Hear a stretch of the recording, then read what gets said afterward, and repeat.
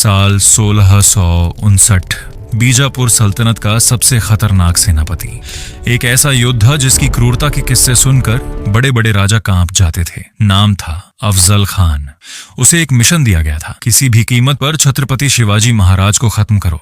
लेकिन अफजल खान नहीं जानता था कि वो किसी साधारण राजा से नहीं, बल्कि पहाड़ों में पल रहे एक ऐसे शेर से टकराने जा रहा है जो युद्ध तलवार से कम और बुद्धि से ज्यादा लड़ता था। और फिर शुरू हुई इतिहास की सबसे खतरनाक मुलाकात। अफजल खान लगभग 7 फुट लंबा, विशाल शरीर और हजारों सैनिकों की सेना लेकर स्वराज्य की तरफ बढ़ रहा था। रास्ते में उसने मंदिर तोड़े, गांव जलाए और लोगों में डर फैलाना शुरू कर दिया। उसका मकसद साफ था, छत्रपति शिवाजी महाराज को गुस्से में मैदान में उतारना। लेकिन शिवाजी महाराज जानते थे कि खुले मैदान में लड़ना मतलब अपनी छोटी सेना को मौत के मुंह में भेजना।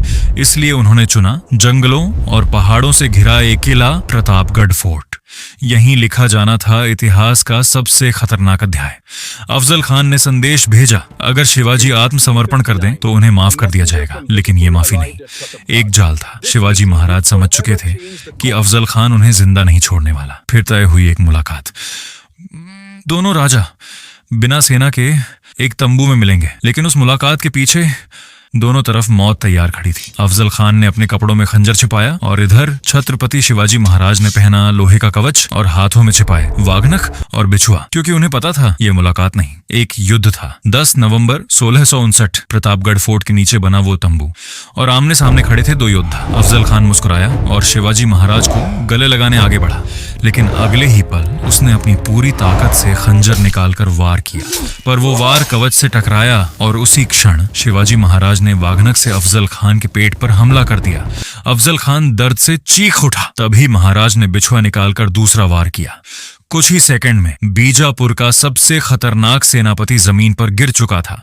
लेकिन युद्ध अभी खत्म नहीं हुआ था। अफजल खान के सैनिक हमला करने दौड़े, तभी जंगलों में छिपे मराठा मावले बिजली की तरह टूट पड़े। हर हर महादेव की गर्जना से पूरा प्रतापगढ़ गूंज उठा और देखते ही देखते बीजापुर की विशाल सेना भागने लगी। अफजल खान का वध सिर्फ एक दुश्मन की मौत नहीं थी, ये उस सोच की हार थी जो समझती थी कि ताकत सिर्फ बड़ी सेना में होती है।